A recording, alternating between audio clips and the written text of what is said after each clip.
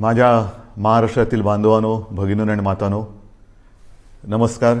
जय महाराष्ट्र. साधारणतः मी एक महिन्यानंतर आपल्याला भेटतोय. गेल्या वेळेला भेटलो होतो तेव्हा मला वाटतं दुसऱ्या दिवशी 1 मे होता, म्हणजे आपला महाराष्ट्र दिन होता. आणि तिथपासून आजपर्यंत साधारणतः मे महिना आता संपला. 1 महिना झालेला आहे. 1 महिन्यामध्ये नेमके आपण कुठे आहोत, आपण काय केलेलं आहे, पुढे काय करायला पाहिजे, ही संपूर्ण माहिती देणं मला असं वाटतं हे माझं कर्तव्य आहे. आणि नाहीतरी आपलं नातं आता एक वेगळं निर्माण झालेलंच आहे. पहिल्या प्रथम मी आपल्याला सर्वांना खरोखर मनापासून धन्यवाद देतो आहे. कारण वर्ष दीड वर्ष अत्यंत अवघड असलेली गोष्ट आपण जिद्दीने आणि निश्चयाने पाळत आहात, ती म्हणजे स्वतःवरती काही बंधनं. आणि त्या बंधनाचा परिणाम आपल्याला अनुभवायला येतो आहे. पुढे काही बोलण्याच्या आधी नक्कीच एक 8-10 दिवसापूर्वी जे एक वादळ, आता ही वादळाची नावं कोण ठेवतं, कसं ठेवतं, काही वेळेला त्याचे उच्चार कसे करायचे, हा सुद्धा एक मोठा प्रश्न असतो. पण ते वादळ हे आपल्या किनारपट्टीला स्पर्श करून गेलं. असं म्हटलं जातं की गेल्या काही दशकातलं सगळ्यात भीषण असं ते चक्रीवादळ होतं. आपण त्या मानाने सुदैवी ठरलो की आपल्याला ते स्पर्शून गेलं. पण गुजरातला मात्र पूर्ण ताकदीनिशी ते धडकलं. गेल्या वर्षी आपल्याला आठवतंय निसर्ग चक्रीवादळ आलं होतं, ते तर आपल्या रायगडमध्येच धडकलं होतं. ही आता एक नवीन दुष्टचक्र किंबहुना दुष्ट चक्रीवादळं अशी दरवर्षी आढळायला लागलेली आहेत. किंवा कुठे आदळतील, काय काय विध्वंस करतील, सांगता येत नाही. आणि तो करत असताना मग आपली एक नाही म्हटलं तरी तारंबळ उडते. एक तर करोनाचं संकट, त्याच्यामध्ये हे वादळ, फार पंचायत असते. त्या संपूर्ण किनारपट्टीतल्या काही धोकादायक वस्त्या असतात त्यातील लोकांना हलवणं, बरं ते हलवताना कोविडचे नियम पाळणं, या सगळ्या फार गोष्टी विचित्र असतात. आणि त्याही परिस्थितीमध्ये आपल्या प्रशासनाने फार चांगलं काम केलेलं आहे. जनतेनेही चांगलं सहकार्य केलं आणि म्हणून आपण थोडक्यात निभावलो असं मी म्हणतो. आता प्रश्न येतो की हे वादळ आपल्याला स्पर्शून जरी गेलं तरी त्यांनी द्यायचा तो फटका दिलेलाच आहे. मी रत्नागिरी सिंधुदुर्गला जाऊन आलो. हो, मी धावता दौरा केला. कारण मी तिथे गेल्यानंतर एकतर हे वादळ येण्याच्या आधीपासून साधारणतः मिनटाला माहिती तर मी घेतच होतो. वादळ धडकल्यानंतर सुद्धा ते किती प्रमाणात कुठे काय काय धडकलं, म्हणजे त्याचा जोर जेव्हा आपल्याकडे स्पर्शून जाताना होता, वाऱ्याचा वेग किती आहे, काय किती आहे, हे सगळं मी पूर्ण लक्ष ठेवून होतोच. आणि मग तिथे जाऊन बघितल्यानंतर नुकसान किती झाले ह्याची कल्पना आली. घरावरती झाडं पडलेली आहेत, म्हणजे पडली होती. त्याच्यानंतर काही ठिकाणी वीज पुरवठा खंडित झाला होता. मग आता नुकसान भरपाईची एक गरज असते. ती नुकसान भरपाईची सुद्धा आपण घोषणा केलेली आहे. आणि घोषणा नुसती नाही तर प्रत्यक्ष द्यायला आता ती सुरुवातसुद्धा होणार आहे. महत्त्वाचा मुद्दा असतो ह्याच्यामध्ये तो निकषांचा. मधल्या काळामध्ये माननीय पंतप्रधानांसमवेत जी एक बैठक झाली होती, त्या बैठकीत मी सांगितलं होतं की अशा या आपत्त्या येतात. आपत्ती मागून आपत्ती कधीतरी येते, पण कधी अशी आपत्ती आली, हे चक्रीवादळ आलं, मग पूर येतो, अतिवृष्टी होते, दुष्काळ असतो, तेव्हा केंद्राचे काही निकष आहेत, ज्याला NDRF आणि SDRFच्या निकषाप्रमाणे मदत हे एक परिमाण मानलं जातं. मी त्याही वेळेला विनंती केली होती आणि आता पुन्हा करतोय की ते जे परिमाण आहे, निकष आहेत, ते आता बदलायला पाहिजेत. कारण आता ते थोडे अपुरे पडायला लागलेले आहेत. आता ते निकष काही जरी असले तरी आपण मात्र याही वेळेला कोकणवासियांना आणि जे कोणी त्याच्यामध्ये, म्हणजे अगदी पालघरपासून जिथे जिथे हे नुकसान ज्यांचं झालेलं आहे, त्यांना गेल्या वेळेला वादळात जे निकष लावले ते निसर्ग वादळाचे निकष, त्याच्याप्रमाणेच आपण मदत जाहीर केलेली आहे आणि तशीच ती मदत त्यांना आपण देऊ. हा झाला मुद्दा संकट आल्यानंतर करण्याच्या मदतीचा. पण आता ही संकटं जर का वारंवार येणार असतील आणि असं दिसतंय, मग त्याला बदलतं हवामान म्हणा किंवा अन्य काही गोष्टी म्हणा, तर ही वादळ जर का आपल्याकडे दरवर्षी आपल्याला त्रास देणार असतीलच आणि तशी ती देत आहेत म्हटल्यानंतर काही ठिकाणी मात्र ह्या किनारपट्टीवरती कायमस्वरूपी काही उपाययोजना करण्याची गरज आहे. मग ही कायमस्वरूपी उपाययोजनामध्ये काय काय येतं, तर धूप प्रतिबंधक बंधारे आहेत की जेणेकरून लाटा आदळणार नाहीत. मग त्या परिसरामध्ये वीज पुरवठा खंडित होतो, कारण विजेचे खांबच्या खांब उन्मळून पडतात, झाडं उन्मळून पडतात, तरी तारांवरती झाडं पडतात आणि मग तारांबळ उडते आपली. तर अशा वेळेला भूमिगत तारा म्हणजे ज्या वीज वाहक तारा असतात, वायरी असतात, त्या भूमिगत करणं, त्याला आता प्राधान्य देतो आहोत. नंतर भूकंपरोधक घरं काही ठिकाणी करावी लागतील. नंतर आपल्याला ह्या ज्या काही वस्त्या अचानक काही ठिकाणी हलवाव्या लागतात, ही बांधकामंसुद्धा कधी चांगली असतील कधी नसतील, तर पक्के निवारे हे बांधण्याची गरज आहे. पक्के निवारे, कारण काही होऊ शकतं. अशा वेळेला ह्या ज्या काही कायमस्वरूपी सोयी सुविधा आपल्याला करायच्या आहेत त्याच्याबद्दल आपण सुरुवात तर केलेली आहे, पण त्याही बाबतीत केंद्र सरकारशी आपण बोलतो आहोत आणि मला खात्री आहे की केंद्र सरकार लवकरच आपल्याला या बाबतीत नक्की मदत करेल. ही झाली गोष्ट ह्या चक्रीवादळाची, तोतेच ना त्या वादळाची. मग आपला जो मुद्दा आहे तो साहजिकच आहे. 1-1.5 वर्ष जी लढाई चालली ती कोरोना. या कोरोनाच्या लढाईमध्ये आपण आत्तापर्यंत काय काय केलेलं आहे हे पहिल्यांदा आपल्याला सांगतो. आपण ज्या काही घोषणा केल्या होत्या की कोणाला काय काय देणार, तर साधारणतः आपण कुठे आहोत, काय दिलेलं आत्तापर्यंत, तर अन्न सुरक्षा योजनेमध्ये जवळपास 2,74,000 मेट्रिक टन धान्याचे मोफत वितरण आपण केलेलं आहे. शिवभोजन थाळीमध्ये सुद्धा 54-55 लाख थाळ्या यांचं मोफत वितरण आत्तापर्यंत आपण केलेलं आहे. संजय गांधी निराधार, श्रावणबाळ, वृद्धापकाळ वेतन, विधवा निवृत्ती वेतन, दिव्यांग निवृत्ती यामध्ये जवळपास 850 कोटी कोटी रुपये लाभार्थ्यांच्या बँक खात्यामध्ये थेट जमा झालेले आहेत. 850 कोटी रुपये लाभार्थ्यांच्या खात्यात जमा झालेले आहेत. त्याच्यानंतर नोंदणीकृत बांधकाम कामगारांसाठी साधारणतः हे कामगार 10 लाखाच्या आसपास आहेत. त्यांना आपण 154 कोटी 95 लाख रुपयांचा निधी थेट त्यांच्या बँक खात्यात आपण जमा केलेला आहे. घरेलू कामगारांसाठी सुद्धा 34,42,000 रुपयांचा निधी हा जमा झालेला आहे त्यांच्या खात्यात. फेरीवाल्यांसाठी सुद्धा जवळपास म्हणजे ते अजून चालू आहे, ह्या सगळ्या गोष्टी अजून चालू आहेत. हे आत्तापर्यंत काय केले हे मी तुम्हाला सांगतोय. फेरीवाल्यांसाठी साधारणतः 52 कोटी रुपयांचा निधी आत्तापर्यंत आपण दिलेला आहे. आदिवासींसुद्धा आपण आत्तापर्यंत साधारणतः काही लाख रुपयांचा निधी त्यांच्या खात्यामध्ये जमा केलेला आहे, अजून तो चालू आहे. जिल्हाधिकारी यांना मी सुरुवातीलाच सांगितलं होतं की या काळामध्ये आपण 3300 म्हणजे 3,300 कोटी रुपयांचा निधी हा ह्या कोविड काळासाठी आपण त्यांच्यासाठी मंजूर केला होता, पण प्रत्यक्षात मात्र आत्तापर्यंत 3,865 कोटींचा निधी त्यांना आपण उपलब्ध करून दिलेला आहे. तर ह्या सगळ्या गोष्टी आपण ह्या संकटामध्ये सुद्धा न डगमगता पुढे करत चाललेलो आहोत की जेणेकरून आपलं राज्य, आपला महाराष्ट्र हा सुरक्षित राहायला पाहिजे आणि त्याचबरोबरीने त्याची आबाळसुद्धा होता कामा नये, गोरगरिबांची आबाळ होता कामा नये. याचं कारण आपल्याला सर्वांना माहिती आहे की निर्बंध लादल्यानंतर ते लादावे लागतात. फार त्याच्यासारखं वाईट काम असेल कोणतं असं मला वाटत नाही की लोकांवरती, जनतेवरती, आपल्या स्वतःच्या जनतेवरती निर्बंध लादणं. जी जनता आपल्यावरती प्रेम करते आहे, जी जनता आपल्याला आपलं मानते आहे, आपल्या घरातील एक मानते आहे, त्यांच्यावरती बंधनं लादणं यासारखं दुसरं कोणतेही कटू काम कोणाला करावं लागत असेल असं मला वाटत नाही. पण ते मला नाईलाजाने करावं लागते. आपल्या राज्याच्या आणि आपल्या सगळ्यांच्या जीवाच्या काळजीने आणि काळजीपोटी करावं लागते. बरं, आता ही त्याची तुम्हाला माहिती दिल्यानंतर साधारणतः आता काही जण असं म्हणत आहेत की आता लाट आहे ती खाली यायला लागलेली आहे, मग आता काय करणार, ही निर्बंध उठवणार का? तर याचीसुद्धा मला एक तुम्हाला माहिती देण्याची आवश्यकता वाटते की नेमकं आपण कुठे आहोत. एक गोष्ट नक्की की गेल्या वेळेला मी आपल्याशी बोललो होतो त्याच्यात आणि आत्तामध्ये खूप फरक पडलेला आहे, नक्कीच पडलेला आहे. म्हणजे जर आपण पाहिलं तर आत्ता साधारणतः आजची म्हणजे 30 मे आजची जी परिस्थिती आहे त्याच्यात आपल्याकडे आज 18,000च्या आसपास रुग्णसंख्या आहे सापडलेली. मात्र अजूनही जी रुग्णसंख्या आहे ती एक 2-5 दिवसापूर्वीचा जर का आकडा पाहिला तर गेल्या लाटेमध्ये जी एक सर्वोच्च ज्याला आपण पीक म्हणतो ती जी संख्या होती तिच्या बरोबरीत आहे, आता थोडीशी कमी होते. आणि आपल्याला कल्पना आहे की त्यावेळेला जे शिखर आपण गाठलं होतं ते सणासुदीच्या नंतर गाठलं होतं. ह्यावेळेचं शिखर हे सणासुदीच्या आधी आलेलं आहे.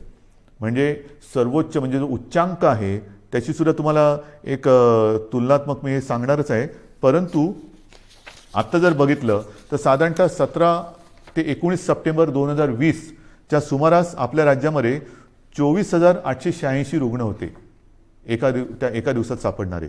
आता 26 मेची जर का आकडेवारी पाहिली तर त्या 26 मेला म्हणजे 4 दिवसापूर्वी साधारणतः 24,752 एवढे रुग्ण आपल्याला आत्ता 4 दिवसापूर्वी आढळलेले आहेत. हे 4 दिवसापूर्वीची गोष्ट आहे. आज साधारणतः ती 18,000पर्यंत आलेली आहे. अजून आता नवीन व्यवस्थित आकडे येतील. म्हणजेच काय की अजूनही आपण म्हणावं तेवढं खाली आलेलो नाही. गेल्या वेळेला जे एक सर्वोच्च जे पीक ज्याला म्हणतो आपण जे गाठलं होतं आणि ते खालून वरती आलं होतं, यावेळेला ही जी संख्या आहे ती वरून खाली आलेली आहे. म्हणजे तीही आकडेवारी माझ्याकडे असणार, मी तुम्हाला देतो ती पण आकडेवारी. एक गोष्ट दिलासादायक नक्कीच आहे. बरं, त्याच्या आधी सक्रिय रुग्णसुद्धा सांगतो. सक्रिय रुग्ण त्या काळामध्ये साधारणतः 3,01,752 होते. 26 मेला आपल्याकडे सक्रिय रुग्ण 3,15,042 आहेत. म्हणजे बरोबरीमध्ये आत्ता आपण आलेलो आहोत गेल्या वेळेच्या उच्चांकावरती.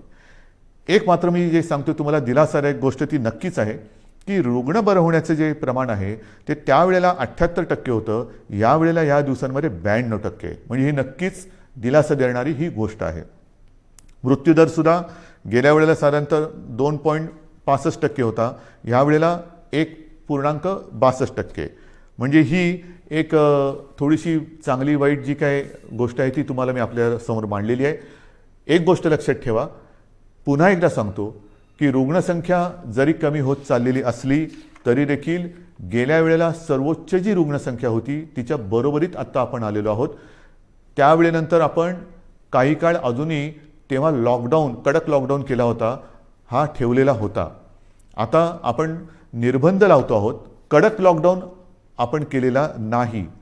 पण हे मी तुम्हाला सांगत असताना जशी ही रुग्णसंख्या काही ठिकाणी किंवा बऱ्याच ठिकाणी कमी होत चाललेली असली तरी देखील महाराष्ट्रामध्ये मात्र काही जिल्हे असे आहेत की त्या जिल्ह्यांमध्ये काही कारणं असतील, निर्बंध थोडेसे शिथिल असतील, थोडंसं एक मोकळीक लोक जास्त घेत असतील, काही जिल्ह्यात रुग्णसंख्या हलकीशी वाढताना दिसते आणि ती मला थोडीशी काळजीची गोष्ट वाटते.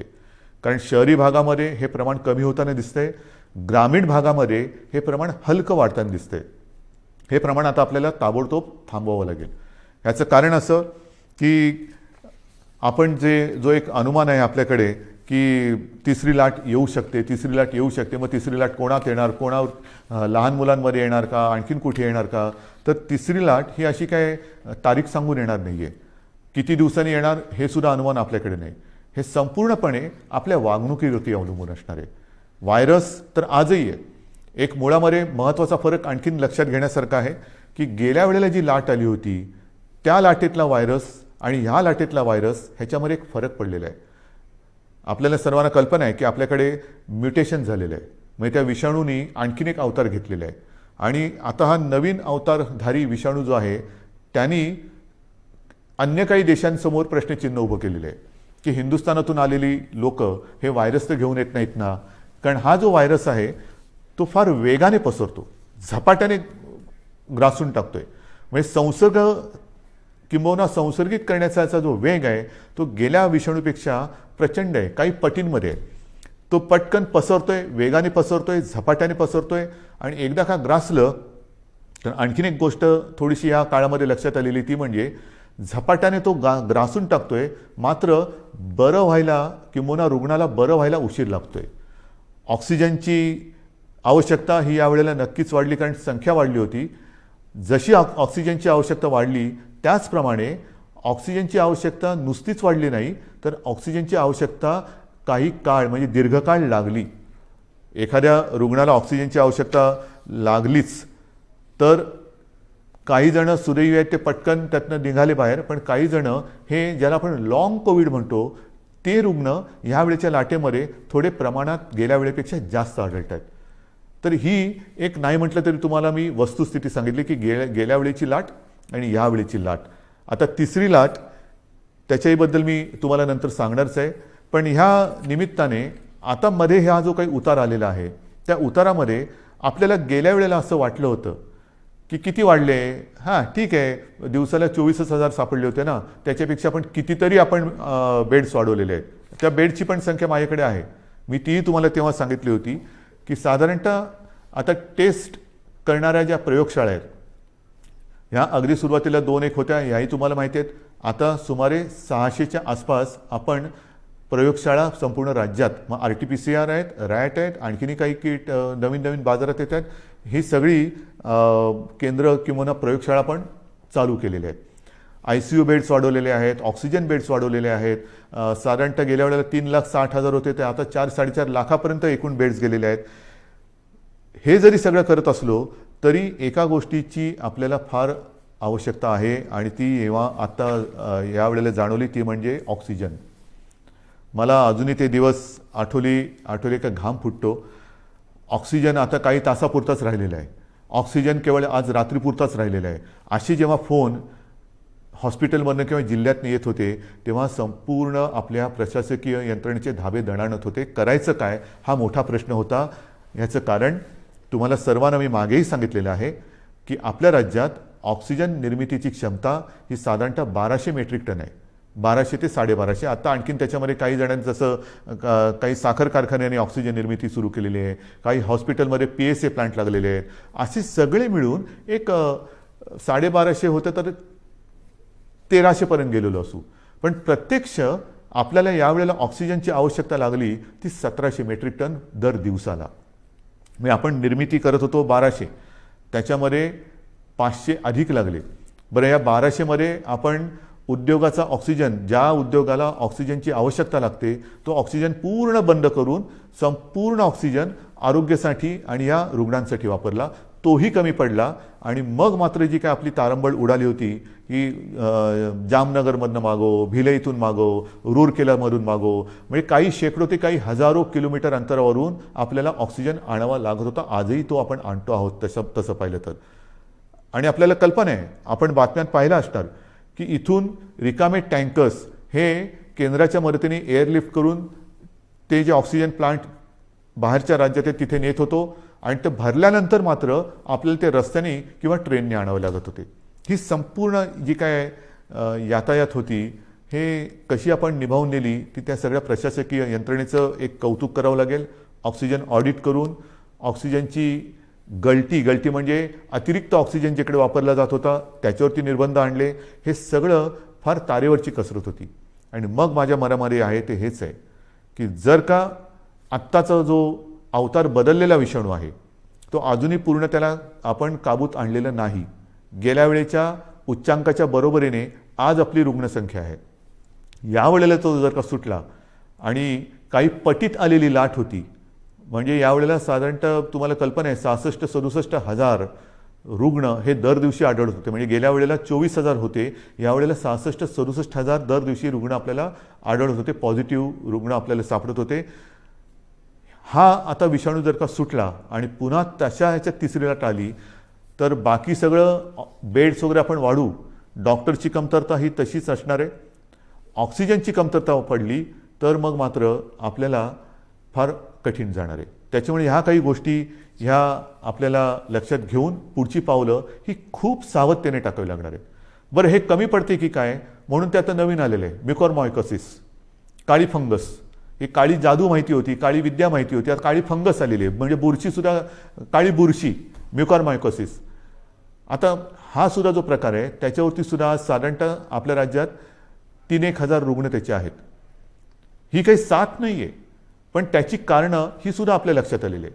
आपल्या टास्क फोर्समध्ये त्यातले सुद्धा तज्ज्ञ डॉक्टर, मी गेल्या वेळेला सांगितलं आपल्या ठाण्याचे आशिष भूमकर, डॉक्टर आशिष भूमकर, त्यांचा समावेश केलेला आहे.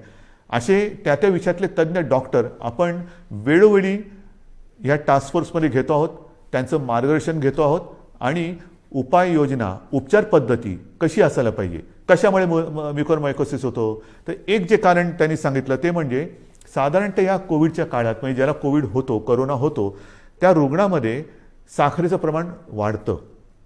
हा करोनाचा एक कदाचित साईड इफेक्ट असेल. आणि साखरेचं प्रमाण वाढलं असताना जर जास्त प्रमाणात आणि जास्त काळासाठी स्टिरॉइड दिलं गेलं तर मात्र म्युकॉर तर हवेमध्ये आहे, ही फंगस तर हवेमध्ये आहे, तर त्याच्यामध्ये आपल्या रक्तात जे फ्री आयन तयार होतं ते त्याला आकर्षित करतं आणि तिथून म्युकॉरमायकोसिसला सुरुवात होते. मग हे कारण त्यांनी सांगितलं. आणखीन काही कारण आहे का? आणखीन काय करू शकतो. तर ह्या सगळ्या गोष्टी आपण डॉक्टरना सांगतो आहोत. याच्यामध्ये आणखीन एक गोष्ट नव्याने आपण केलेली आहे, ती म्हणजे नवीन एक संकल्पना मी मांडली आणि तिला ते यश येते. माझा डॉक्टर. माझा डॉक्टर. माझा डॉक्टर म्हणजे काय, आपल्याला सर्वांना माहिती आहे की आपल्या कुटुंबाला एक फॅमिली डॉक्टर असतो. काही सर्दी खोकला वगैरे काही झालं तरी आपण पटकन, डॉक्टर मला जरा खोकला आलाय काय करू, डॉक्टर मला कालपासून असंच होते काय करू. हा माझा डॉक्टर हा एक असतो. आणि ह्या डॉक्टरना आपल्या कुटुंबातील जवळपास सर्व सदस्यांच्या तब्येतीची एक माहिती असते. कोणाला कसली ॲलर्जी आहे, कोणाला काय होतं, काय औषध दिलं तर काय त्याला चालतं, काय दिलं तर चालत नाही. त्या डॉक्टरना मी आवाहन केलं. जवळपास काही हजार डॉक्टर, म्हणजे सगळे जर का पकडले तर लाखाच्या आसपास डॉक्टर्स, त्यांच्याशी जसा मी आपल्याशी संवाद साधतोय तसा संवाद त्यांच्याबरोबर साधला आपल्यासोबतच्या तज्ज्ञ डॉक्टरांना घेऊन. आणि हे सगळे वाड्या वस्त्यांमधले डॉक्टर आहेत, पाड्यांमधले डॉक्टर आहेत, अगदी आपल्या गल्लीतले डॉक्टर असतील, आपल्या सोसायटीमधले डॉक्टर असतील. ह्या सगळ्या डॉक्टरना मी आता आवाहन केलं. त्यांनीसुद्धा प्रतिसाद दिलेला आहे. ह्याचं कारण असं की आता पावसाळा येतो आहे. पावसाळ्याचे साथीचे आजार ते तर आहेत आणि त्याच्यात करोना. तुम्हाला कल्पना आहे की लक्षणं तीच आहेत. सर्दी खोकला ताप, घसा बसणं, घसा दुखणं, इतर पोट बिघडणं. आता हा नेमका रुग्ण ओळखणं हे फार मोठं काम आहे. कोविड आणि नॉन कोविड. पहिल्यांदा आपण कोणाकडे जातो, माझ्या डॉक्टरकडे, आपला डॉक्टर. आणि ह्या डॉक्टरची भूमिका आहे फार मोलाची आहे. कारण दोन गोष्टी आपल्याला आढळल्या की काही म्हणजे 70-75% कोविडग्रस्तांना कोणतीही लक्षणं नसतात. चांगली गोष्ट आहे. आणि तरी देखील कोविड पॉझिटिव्ह आहे म्हणून घाबरून अशी लोक हॉस्पिटलमध्ये जातात. मग आपण असं म्हणतो की अरे यांना खरंच काही गरज नाही आहे. काही वेळेला तर कसल्या औषधाची गरज नसते. काही लोक असेच बरे होतात. पण ती लोक, असे रुग्ण हॉस्पिटलमध्ये बेड्स घेऊन बसतात आणि ज्यांना गरज असते त्यांना बेड्स मिळत नाहीत. मग आपण त्यांना विनंती करतो की ताई, दादा, कोणी असतील, काका, तुम्हाला हॉस्पिटलमध्ये राहण्याची गरज नाही हो. तुम्ही घरच्या घरी जर शक्य असेल तर विलगीकरणात राहा की जेणेकरून तुमच्या कुटुंबियांना कोरोनाचा त्रास होणार नाही. पण जर का नसेल तर मग आपलं सरकारी जी काही क्वारंटाईनची सोय केलेली आहे त्याच्यामध्ये राहा. मात्र हॉस्पिटलमध्ये तुम्हाला राहण्याची गरज नाही. मग हे एका बाजूला असताना दुसऱ्या बाजूला आपण काही वेळेला म्हणतो की अरे मृत्यूदराचं काय, मृत्यूदर कसा कमी करायचा. मग त्याचं कारण असं येतं की रुग्ण उशिरा हॉस्पिटलमध्ये आला, घरच्या घरी त्याने अंगावर काढलं, दुर्लक्ष केलं, आला तो सिरियस झाला होता, त्याला आपण वाचू शकलो नाही. आणि मग तिथे ही महत्त्वाची भूमिका ही ह्या कुटुंबाच्या डॉक्टरनी करायचं आहे, माझ्या डॉक्टरनी, की हे नेमकं ओळखायचं कसं. त्याला औषधं देताना कोणती औषधं द्यायची, कोणाला कोणती औषधं देण्याची गरज आहे, अनावश्यक अनाठई आणि औषधांचा अतिरेक टाळा, हे सर्व तज्ज्ञ डॉक्टरांचं म्हणणं आहे. कारण नसताना औषधं देऊ नका, आवश्यकतेनुसारच औषधं द्या. स्टिरॉइड कोणाला द्यायचं, किती प्रमाणात द्यायचं हे नीट ठरवून द्या. आणि घरी किंवा आपल्या विलगीकरण कक्षामध्ये सरकारच्या किंवा महापालिकांच्या एखादा रुग्ण जर का उपचार घेत असेल तर त्याला नेमकी कोणती लक्षणं आहेत की ते लक्षण दिसल्याबरोबर त्याला हॉस्पिटलमध्ये आणलं पाहिजे की जेणेकरून त्याला हॉस्पिटलमध्ये यायला उशीर होणार नाही आणि त्याचा जीव आपण वाचू शकू. तर ह्या महत्त्वाच्या गोष्टी या फॅमिली डॉक्टरनी करायच्या आहेत. एकतर कोविड नॉन कोविड ओळखणं हे फार महत्त्वाचं आहे. ते ओळखल्यानंतर कोविड रुग्ण असेल, त्याच्या घरामध्ये विलगीकरणाची सोय नसेल तर त्याला सांगितलं पाहिजे की तू कोविडग्रस्त आहेस, तू या इकडे राहा. आणि मग त्याला औषधं देण्याची जबाबदारी आणि ही लक्षणं ओळखण्याची एक जबाबदारी ही या डॉक्टरने करायची. आणि मला खात्री आहे की ज्या पद्धतीने या सर्व डॉक्टरांनी प्रतिसाद दिलेला आहे तो प्रतिसाद पाहिल्यानंतर कोविडचं युद्ध आपण नक्कीच जिंकू शकतो. आता तिसरी लाट ही जी काही येणार म्हणतो आहोत, काही जणांचं म्हणणं असं आहे की जर का वयाप्रमाणे म्हटलं तर पहिली लाट ही ज्येष्ठ नागरिकांमध्ये आली, दुसरी लाट ही युवा ते मध्यम वयीन नागरिकांमध्ये आली, तर वयोमानाप्रमाणे म्हटलं तर कदाचित तिसरी लाट ही बालकांमध्ये येऊ शकेल. आणि मग काय करायचं. काही जणांचं म्हणणं आहे की तसं बालकांमध्ये येण्याचं कारण नाही, पण आली तरी घाबरण्याचं कारण नाही आहे, कारण बालकांमध्ये मुळामध्येच रोगप्रतिकारक शक्ती ही आपल्यापेक्षा जास्त असते. मात्र एक गोष्ट लक्षात घ्या की लहान मुलांमध्ये साथ ही येणार नाही, येऊ नये, येणारच नाही ही माझी प्रार्थना आहे.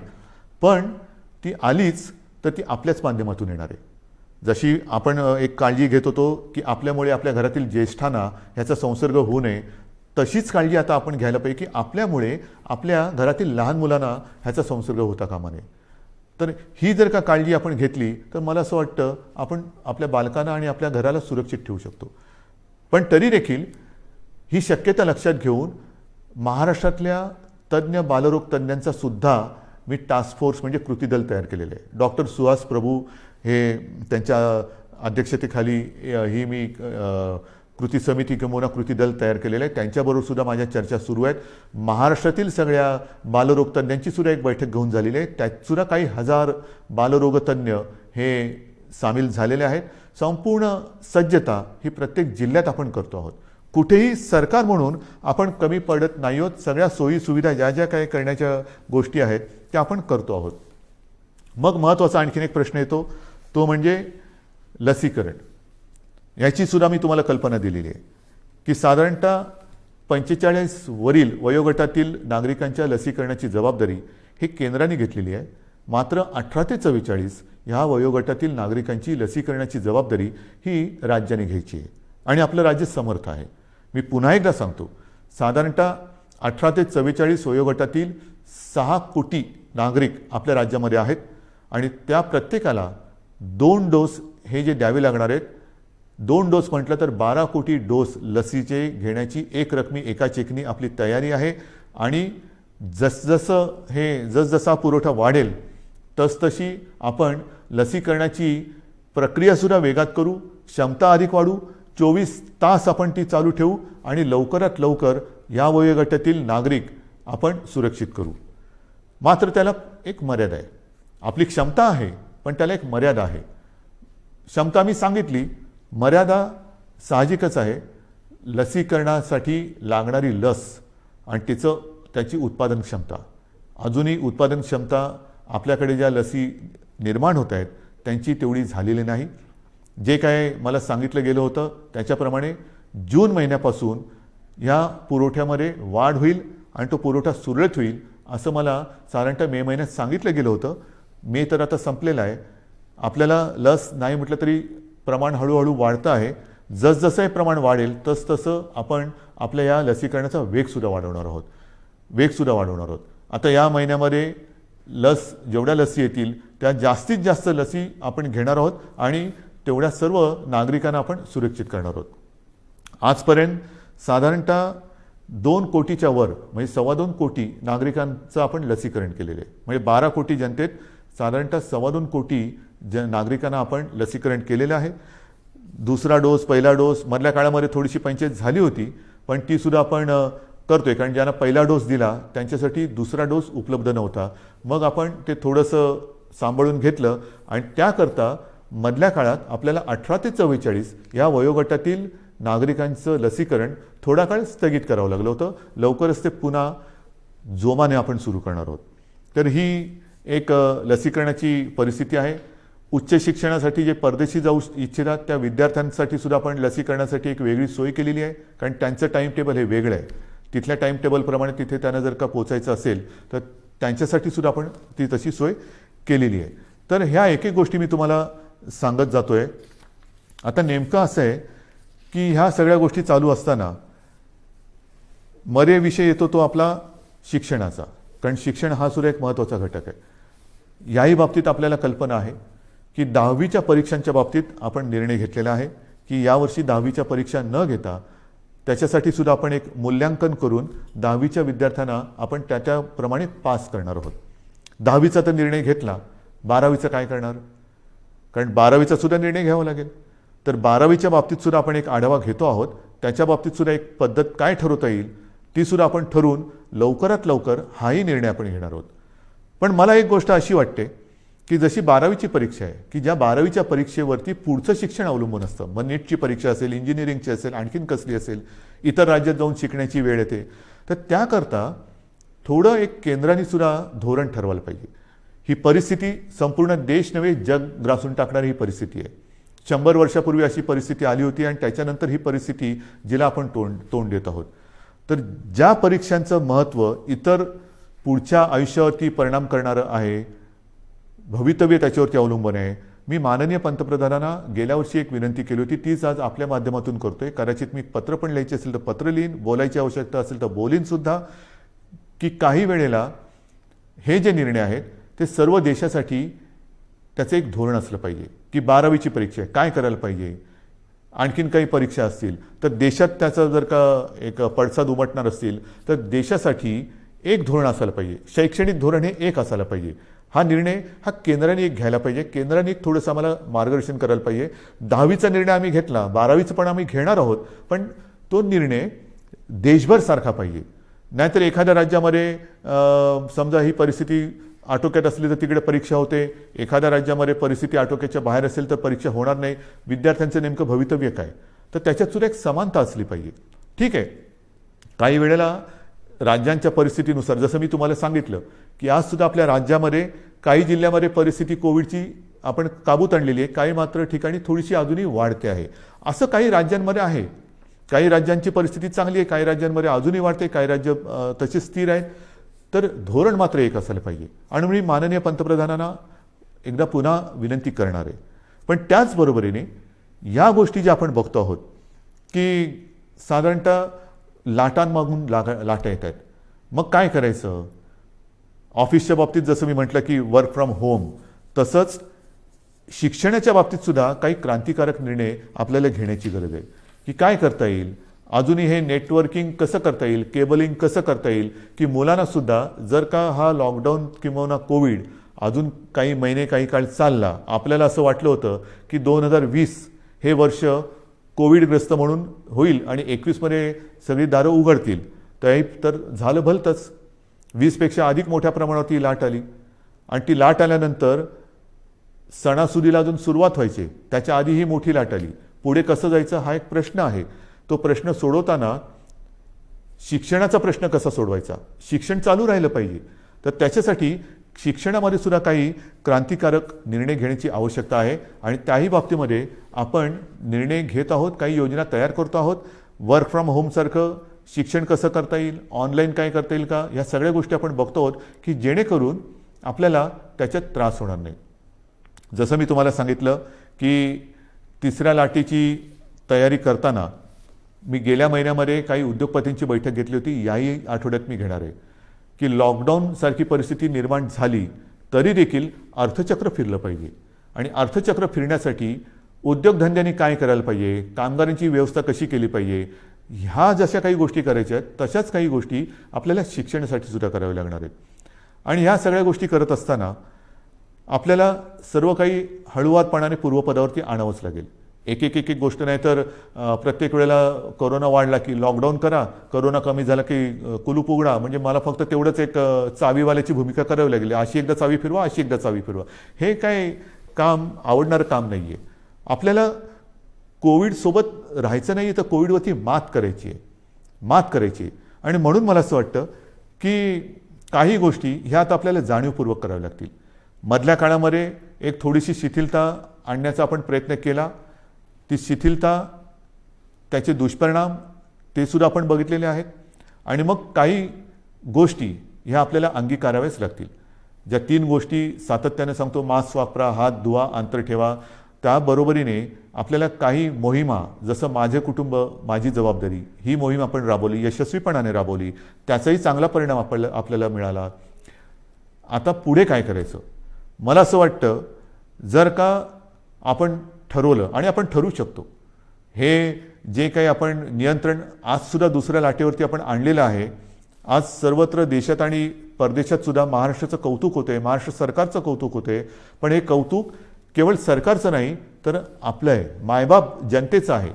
सरकार काय करणार, सरकार नियम लावेल, सरकार बंधनं टाकेल, पण जनतेने जर का सहकार्य नाही केलं तर कोणतेही सरकार यशस्वी होऊ शकत नाही. तर आत्ताचं हे नियंत्रण आहे, आत्ताचं जे काही नाही म्हटलं तरी आपण, मी यश अजून म्हणत नाही पण नियंत्रणच म्हणू, हे संपूर्णपणे आपलं श्रेय आहे, माझ्या माता भगिनींचं आणि बांधवांचं श्रेय आहे. आपण सहकार्य केलं नसतं तर कोविडचा लढा आज दुसऱ्या वेळेला आपण काबूत आणू शकलो नसतो. अजून तो संपलेला नाही, पण मला खात्री आहे तुम्ही जिद्दी आहात, तुम्ही लढवई आहात. तुम्ही एकदा जर का मनात आणलं तर ते तुम्ही करू शकता. आणि म्हणून मी तुम्हाला एक गोष्ट आणखीन सांगणार आहे की जसं माझे कुटुंब माझी जबाबदारी आपण एक मोहीम राबवली, मी जबाबदारी मोहीम राबवली, तसं जर का प्रत्येकाने ठरवलं, कारण मी आपल्याला बोललोच की आता शहरी भाग आणि ग्रामीण भागामध्ये ही लाट वाढते आहे. थोडं लाट म्हणजे थोडीशी रुग्णवाढ होते.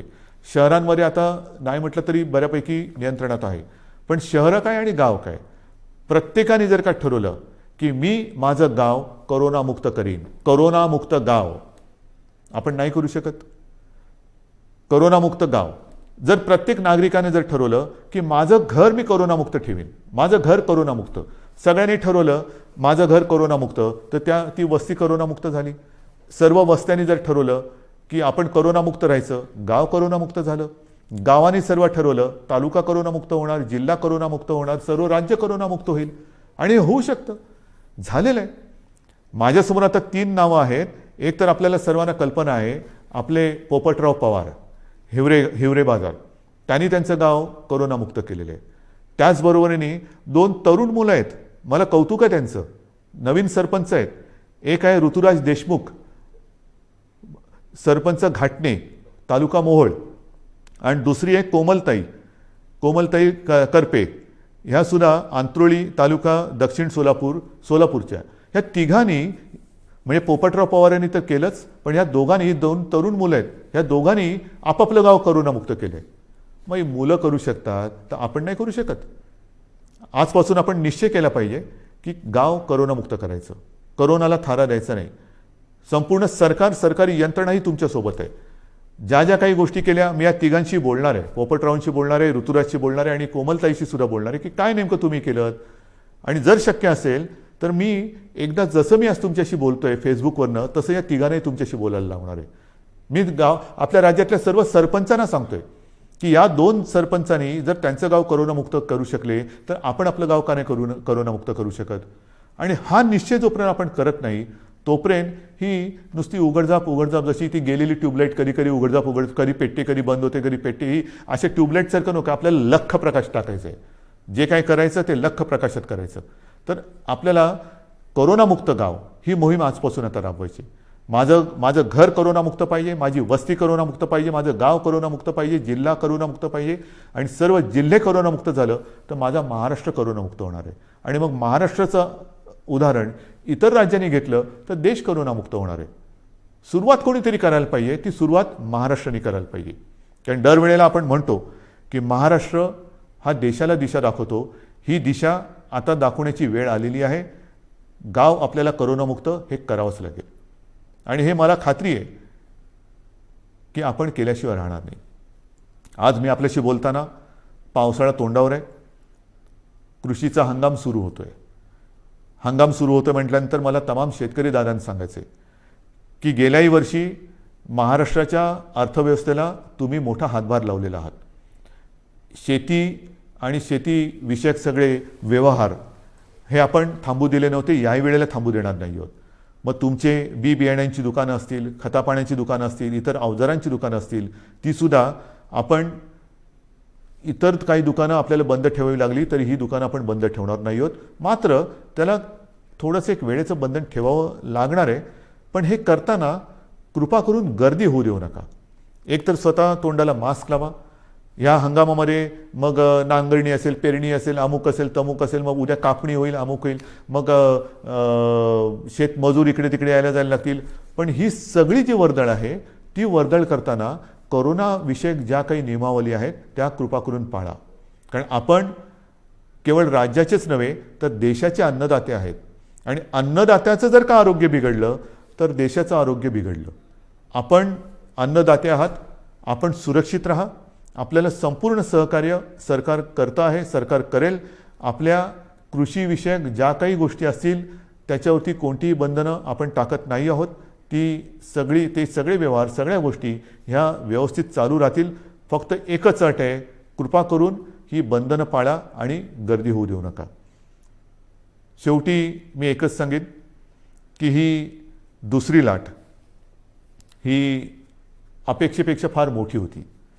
या दुसऱ्या लाटेमध्ये अनेक जणांनी आपले आप्तस्वकीय गमावलेले आहेत, कुटुंबीय गमावलेले आहेत, अगदी मित्र परिवारातले काही मित्र गमावलेले आहेत. यामध्ये काही बालकं ही अनाथ झालेली आहेत, काही पालकांनी आपली बालकं गमावलेली आहेत. फार विचित्र आहे, ही साथ फार विचित्र आहे. आणि ही साथ एवढी वाईट आहे की हा म्हणता ओळखी पाळखीची माणसं ही आपल्याला सोडून गेलेली आहेत. यापुढे मात्र असं होऊ देता कामा नये. जी बालकं दुर्दैवाने अनाथ झालेली आहेत त्या बालकांसाठी केंद्र सरकारने एक योजना जाहीर केलेली आहेच, पण तरी देखील आपलं राज्य सरकारसुद्धा एक योजना करते. कोणत्याही परिस्थितीत दुर्दैवाने ह्या बालकांचे पालक जरी त्यांनी गमावलेले असतील तरी त्यांचं पालकत्व हे सरकार घेईल. त्यांची आयुष्यातील वाटचाल ही मात्र आम्ही पोरकी होऊ देणार नाही, अनाथ होऊ देणार नाही. ह्या अनाथ बालकांना जिथे जिथे शक्य असेल तिथे तिथे सर्व पावलोपावली पदोपदी सरकार समर्थपणाने त्यांना साथ देईल. शिक्षण असेल, इतर काही असेल, राहण्याची गोष्ट असेल, काही असेल, ही योजना आम्ही आता तयार करतो आहोत आणि ती योजनासुद्धा आपण लवकरच जाहीर करून त्याची अंमलबजावणी करू. बांधवांनो, भगिनींनो आणि मातांनो, दुसऱ्या लाटेवरती आपण नियंत्रण आणतो आहोत. मात्र हे नियंत्रण आणत असताना काही जण कदाचित कुरबुर करतील, कारण अजून नाईलाजाने आपल्याला हे निर्बंध पुढचे 15 दिवस वाढवावे लागत आहेत. हे वाढवल्यानंतर म्हणजे 15 जूनपर्यंत हे वाढवावे लागतच आहेत. नुसते निर्बंध वाढवत नाही आहोत, तर आता आपण जिल्ह्यानुसार आढावा घेऊन काही जिल्ह्यात हे निर्बंध कदाचित कडक करावे लागतील, काही जिल्ह्यात कदाचित हे निर्बंध थोडेफार आपण शिथिल करू शकू. पण ह्या शिथिलतेचा अर्थ सर्व काही संकट गेले असं समजू नका. गेल्या वेळेला पहिल्या आणि दुसऱ्या लाटेच्या मधला जो काळ होता त्याच्यामध्ये मोर्चे, समारंभ, इतर काही गोष्टी, लग्नसराई हे आपण फार मोठ्या प्रमाणावरती नाही म्हटलं तरी झालं. ग्रामपंचायतीच्या निवडणुका झाल्या आणि नंतर मात्र ती दुसरी लाट अपेक्षेपेक्षा काही पटीत जास्त आली. आता हळूहळू काही लोक सुरू होतील की हे उघडा ते उघडा, अमुक नाही केलं तर आम्ही रस्त्यावरती उतरू, मग आम्ही करोना काय बघणार नाही, हे उघडलं नाही तर आम्ही तसं करू. त्यांना मी सांगतोय, कृपा करून तुम्ही ह्या गोष्टी अशा करू नका. मला पूर्णपणे माहिती आहे की हे संकट फार विचित्र आहे, पण नुसतं हे संकट आता कमी झाले म्हणून घाईगर्दीने रस्त्यावरती उतरू नका. कारण जर का रस्त्यावरती उतरणार असाल तर मी म्हणेन कोरोना योद्धे म्हणून उतरा, कोरोना दूत म्हणून उतरू नका. जरा सरकारला तुम्ही जर का असं सांगणार असाल की अमुक नाही केलं तर आम्ही रस्त्यावरती उतरू, तर मला नम्रपणाने सांगायचं आहे की कोरोनाची साथ हा सरकारी कार्यक्रम नाही, ही सरकारी योजना नाही. कोरोनाची साथ ही सरकारी योजना नाही की जिच्या विरोधासाठी तुम्ही रस्त्यावरती उतरावं. तर तो जर का आपला गैरसमज असेल तर तो कृपा करून आपल्या मनातून काढून टाका. तो जर का आपला संभ्रम असेल तर मनातून काढून टाका. दुर्दैवाने आपल्या आजूबाजूला बघा, ज्या घरामध्ये काही बालकं अनाथ झालेत, काही पालकांची मुलं गेलेली आहेत, हे निर्बंध तर आपण उठवणार आहोतच, पण निर्बंध उठवल्यानंतर सुद्धा घरातील कर्ता गमावलेला आहे त्या कुटुंबाकडे सुद्धा आपल्याला लक्ष द्यावं लागणार आहे. तर हे रस्त्यावरती उतरणं म्हणजेच तिसऱ्या लाटेला आमंत्रण देणं आहे. तर त्या तिसऱ्या लाटेचे आमंत्रक आपण होऊ नका. तिसऱ्या लाटेचे निमंत्रक आपण होऊ नका. कारण माझ्यासमोर संपूर्ण महाराष्ट्रातल्या जनतेच्या जीवनाचा प्रश्न आहे, आयुष्याचा प्रश्न आहे. मी पुन्हा एकदा सांगतो, हे निर्बंध लादणं यासारखं कटू काम दुसरं कोणतं असूच शकत नाही. पण मात्र हे आपल्या आरोग्य व्यवस्थेचं प्रमाण बघून आपल्याला या गोष्टी कराव्या लागतात. अजूनही ऑक्सिजनची व्यवस्था आपण वाढवतोय. मिशन ऑक्सिजन हा एक कार्यक्रम घेतला आहे, जरूर घेतला आहे. काही ठिकाणी आपण प्लांट्स लावायला सुरुवात केलेली आहे, पण छोटे, मध्यम आणि मोठे असे प्लांट लावायला साधारणतः 3 महिने ते 18 महिन्यापर्यंत हा कालावधी लागू शकतो आहे. तो लक्षात घेता आपल्याला फार हळुवारपणाने एक एक गोष्टी ह्या उघडत जाव्या लागणार आहेत. आणि म्हणून आजपर्यंत आपण जसं सहकार्य केलं तसंच सहकार्य साहजिकच आहे. हे आपल्यासाठी, आपल्या प्रियजनांसाठी, आपल्या मित्रपरिवारासाठी, आप्तसोक्यांसाठी हे मला अपेक्षित आहे. मी अधिक नुसतं निर्बंध लादायचे म्हणून लादणाऱ्यातला नाही, हे पुन्हा एकदा नम्रपणाने सांगतो. मात्र काही वेळेला हा बदललेला विषाणूचा अवतार बघून आपल्याला फार हळुवारपणाने निर्बंध उघडावे लागतील. विशेष म्हणजे तिसरी लाट जर का काही तज्ज्ञांच्या मते मुलांमध्ये येणार असेल तर पुन्हा हा काळ शाळा सुरू होण्याचा आहे. हाही एक विचार आपल्याला करावा लागणार आहे. या सगळ्या गोष्टीचा विचार करून तिसऱ्या लाटेचा प्रभाव किंबहुना तिसरी लाट येऊच नये त्याच्यासाठी प्रयत्न करणं गरजेचं आहे. आणि मला खात्री आहे, मी पुन्हा एकदा सांगतो की करोनामुक्त गाव ही योजना जर का आपण सफल केली तर तिसरी लाट आपण येऊच देणार नाही. कारण 2 वेळा आपण हे करून दाखवलेलं आहे. पहिली लाटसुद्धा आपण नियंत्रणात आणून दाखवलीत, दुसरी लाटसुद्धा आपणच नियंत्रणात आणून दाखवली. आता 2 वेळेचा अनुभव लक्षात आल्यानंतर काय केल्यानंतर काय होतं, त्याच्यामुळे काय करावे आणि काय करू नये हे आपल्याला चांगलं कळलेलं आहे. आणि ते कळल्यानंतर मला खात्री आहे सगळ्यांनी जर का जिद्दीने ठरवलं की माझं घर मी करोनामुक्त करेन, माझं गाव मी करोनामुक्त करेन, माझं जिल्हा करोनामुक्त करेन, माझं राज्य करोनामुक्त करेन, हा जर का निर्धार आपण केला तर तिसरी लाट आपण येऊ देणार नाही आणि ती येऊ देऊ नका अशी एक विनंती करून तूर्त मी आपली रजा घेतो. धन्यवाद. जय हिंद, जय महाराष्ट्र.